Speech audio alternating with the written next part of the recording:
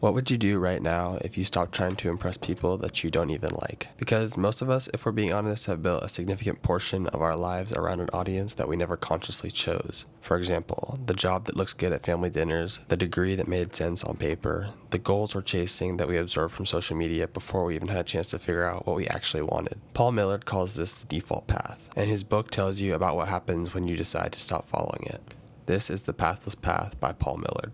When I first started reading this book, I was about 4 months into my first full-time job, and I remember looking around at my older coworkers and struggling to understand what I was seeing. These are people who by every external measure had done the right thing. They have a stable income, consistent schedule, clear roles, and most of them look completely hollowed out. No drive, no excitement, just kind of showing up. And at this point, I became genuinely afraid that was going to be me someday, so I went looking for answers. I thought if I could just earn more, take on more responsibility, grow faster, that the purpose would follow the paycheck. I went into this book expecting it to tell me how to build an independent income stream, start a business, escape the 9-to-5. I'd been absorbing social media content about financial freedom and lavish lifestyles, and I wanted a blueprint or something like that. But what I got instead was a gut check. Millard actually defends traditional paths at certain points in the book. He shows the real trade-offs of both sides, and more than anything else, he asks a question most hustle content never asks. What do you actually want? Not what looks good, not what pays well. What do you genuinely want? And when I sat with that question, I realized I didn't have an answer. And realizing that I didn't have an answer was the beginning to finding one. So in The Pathless Path, Millard left a high-paying consulting career to chase something that he couldn't name yet. And I had my own version of that. I quit college baseball, and I want to be honest about what that cost me. It cost me my identity.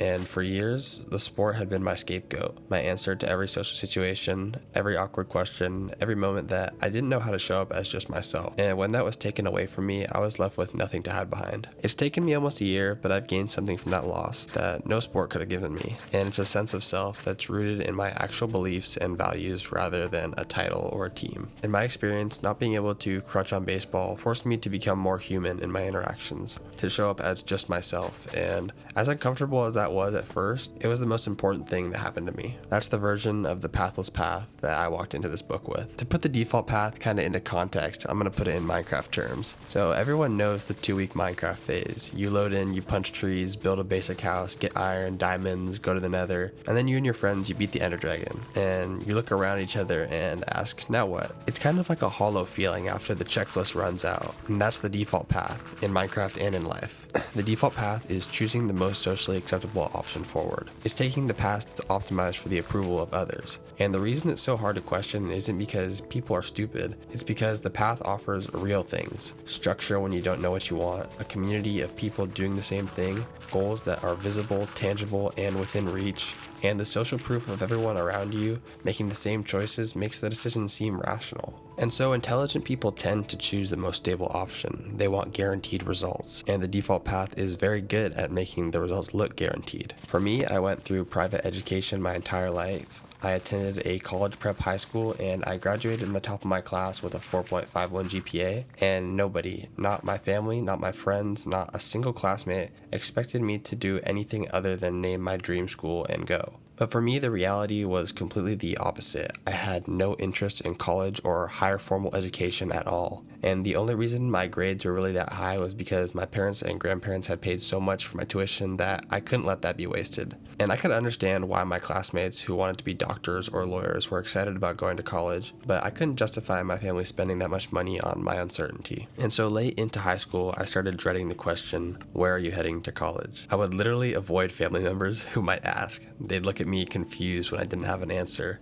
like I was missing something that was so obvious. And senior year, when application season came, I applied to exactly one school, which was my state university, on the very last day of admissions only because my mom forced me to. And I've never shared this with anybody else, but I submitted my draft essay for my junior year as my application essay on purpose as insurance so that I wouldn't get in and that way be forced off the default path. And my family was so confident that I'd get accepted that when the rejection letter came, they were in disbelief and they wanted to file an appeal. Long story short, I ended up at college anyway on a full ride offer from a community college team that was just a state away. And that for sure has been one of the moments that the default path pulled hardest on me. the moment I had to consciously decide to not follow it. And so the real question is, why do intelligent people stay on paths that are hollowing them out? And Paul's answer is that the comfort of known misery genuinely outweighs the rational fear of unknown uncertainty for most people. And that's not a weakness, it's a very human calculation. So what actually is the pathless path is the question that you're probably asking. And it's an aspirational journey.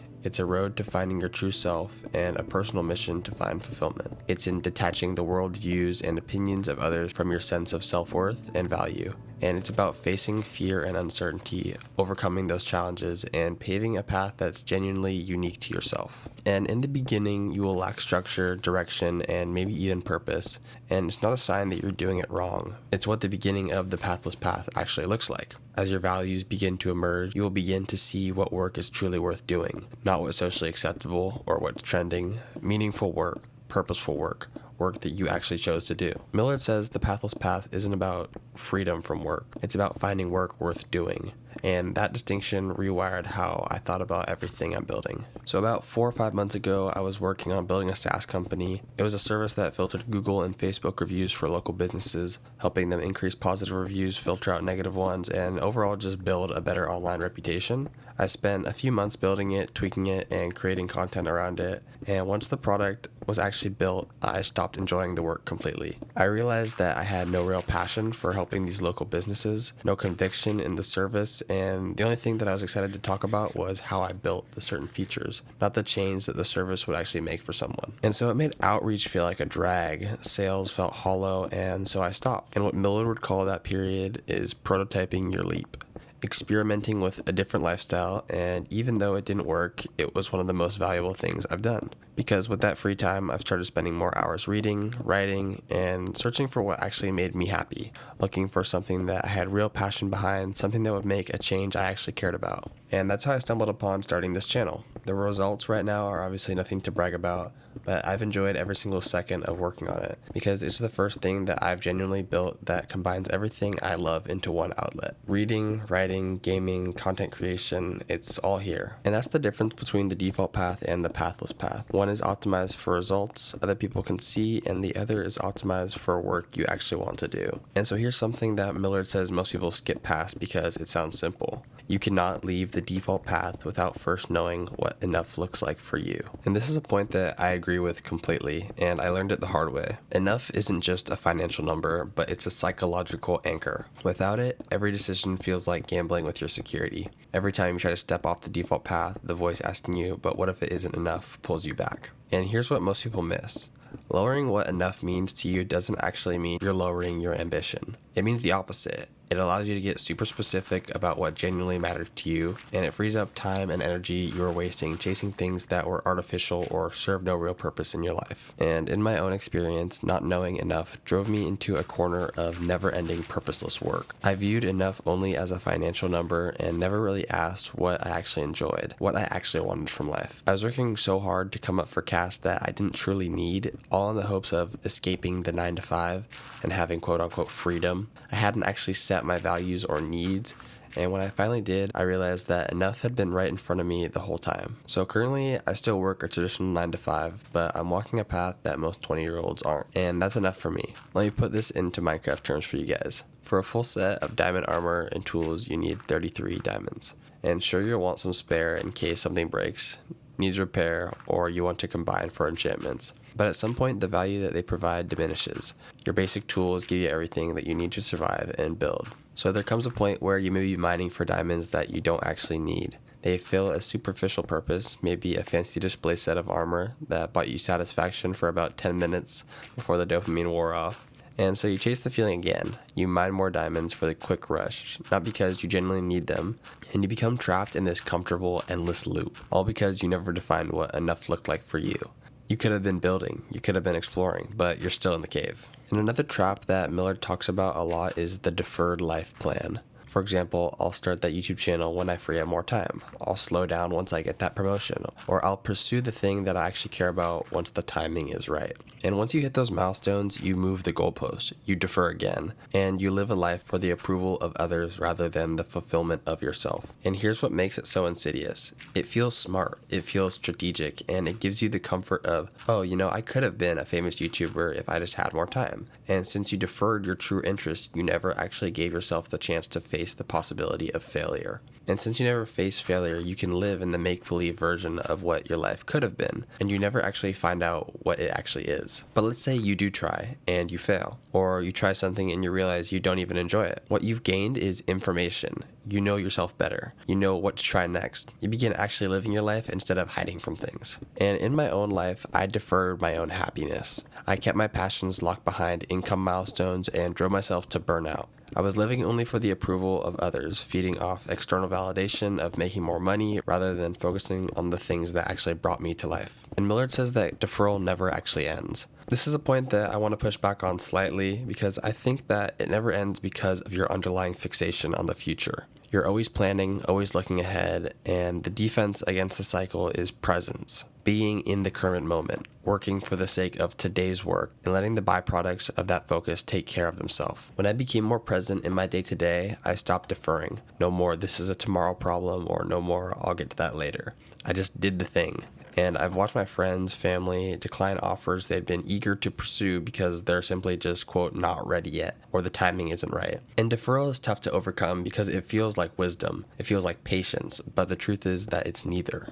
So another Minecraft example of deferral. You started this world with a clear vision, a massive castle, a sprawling village, and something ambitious. You tell yourself that you'll get the basic tools first, find the right spot, and then get to work. You get iron and decide that you need diamonds first. You get diamonds and you realize you need maxed out enchantments. You build the EXP farm, the villager hall, get fully enchanted, and then you go upgrade to netherite first, then the elytra, then shulkers, and then more block farms. And by the time you've done all of that, you've either burnt out along the way or completely lost interest in the thing that you originally set out to build. And you never pursued it, not because you didn't have the resources, because you were afraid of, oh, what if it's ugly? What if I put in all this time and nobody cares? Following the normal progression or the default path feels safe. Clear return on investment for your time, so it only seemed logical, and that castle never got built. But I think from the Pathless Path, Millard's most practical idea is to make experiments and not decisions. And I touched on prototyping your leap earlier, and that's what this is. By framing things as experiments, you can prototype your leap into a different lifestyle without the weight of a permanent commitment. What this means is that you can try something and fail without the pressure of having committed everything to it. It removes the perceived risk of trying new things because you're not deciding, you're testing. And over the last year since quitting baseball, I've run a lot of small experiments, clothing resale, the SaaS company, and this channel. From every one of them, I've learned something significant about myself and picked up skills that I didn't have before. Right now, this channel is the experiment I'm most invested in.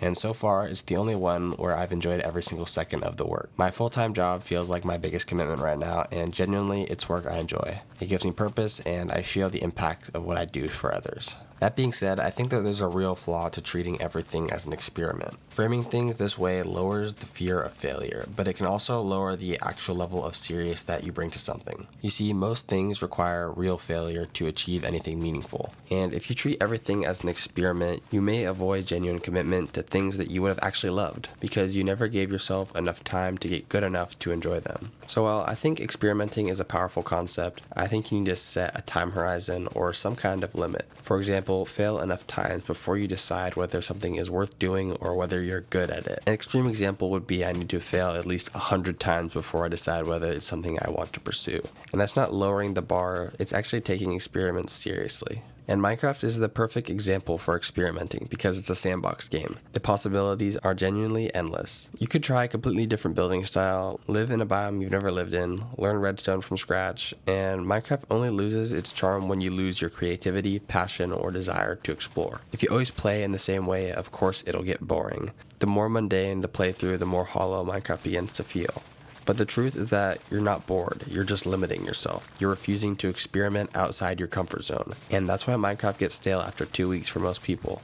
not because the game ran out of content, but because you did. And so experimenting with new building styles can be uncomfortable. What if it's a waste of my time? What if it turns out ugly? But once that first build is complete, you have a style, a blueprint, and something to iterate from. The first piece was the hardest part, and you only figure out if you actually enjoy something by getting through that. And I believe in its entirety, Minecraft as a game is one of the best representations of Paul Millard's The Pathless Path that exists. Every concept that Millard writes about, the deferred life plan, enough as a foundation, experiments, not decisions, the default path versus the pathless path. Minecraft has a visual representation of all of it. It's a sandbox survival game, there's no right way to play, and every person can have a completely different playstyle, and yet most players follow the exact same checklist in every single world. Punch trees, dirt house, stone tools, iron, diamonds, nether, ender dragon, beat the game, feel hollow, and quit. That checklist is your default. It's popular, it's socially acceptable, nobody questions why you're doing it, and once the checklist runs out, you and your friends have beaten the dragon, there's a loss of direction,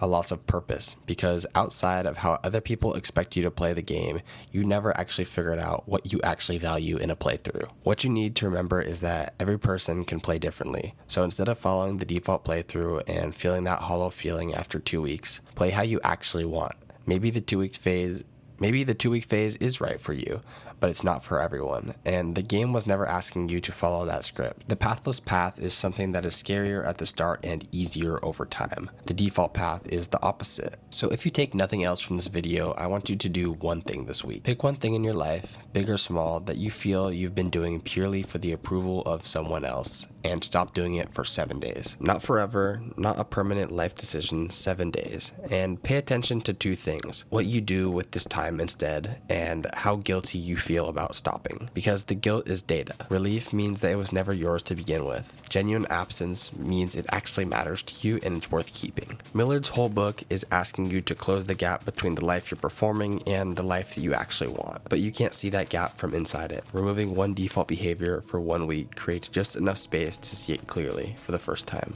And so I want you to ask yourself, have you been leading a comfortable life seeking the approval of others, or have you been chasing true fulfillment? And then ask yourself, what would you do right now if you stopped trying to impress people you don't even like? If you enjoyed this video and you want to read The Pathless Path for yourself, I left a link below in the description. If this resonated with you in any way, please drop a comment below. I genuinely read every single one. And other than that, I hope you have a great rest of your day. It's been Yves.